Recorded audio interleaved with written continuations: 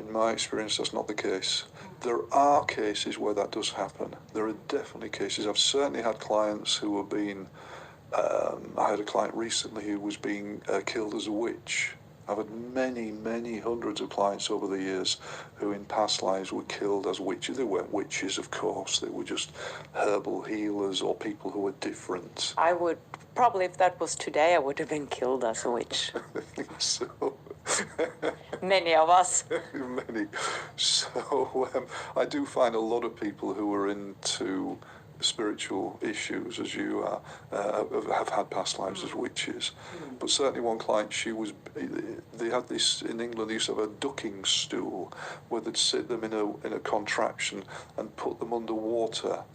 And if they lived, they were witches. If they died, they weren't witches. I mean, but just as she went under the water, she just went out of her body and died. There was no pain. So it does sometimes happen, that does sometimes happen, but not very often. Very often we have to experience that death. There is death trauma.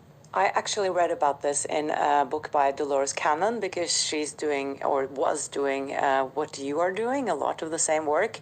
And she explained it like this. One of her clients explained that if the soul wants to experience the pain, like that, it's actually a desire for the soul to experience how is it like dying a horrible death, then that is allowed.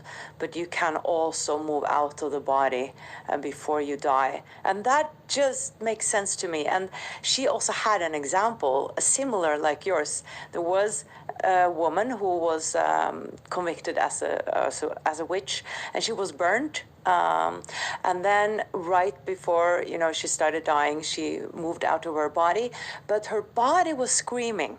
And that was so interesting. The client was saying, my body's screaming. And when she was hovering outside her body, she was like, oh, why is my body screaming? I don't want it to scream, because all those men around there, the priests and everything, they were, what is the expression? They were enjoying her suffering.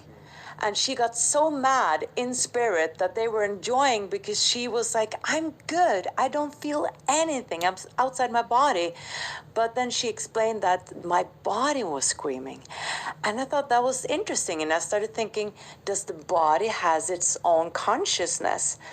Because we see a fish, after a fish has been killed, it still has cramps. And we're just saying, oh, the fish has cramps. But it's dead. Why does it has cramps? It's still some sort of life in it.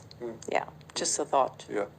I mean, I don't think we have all the answers. And I think everybody has different learnings to experience as well for themselves. So I don't think there's one way of doing things. So I think there are many different experiences that we have to have over many lifetimes.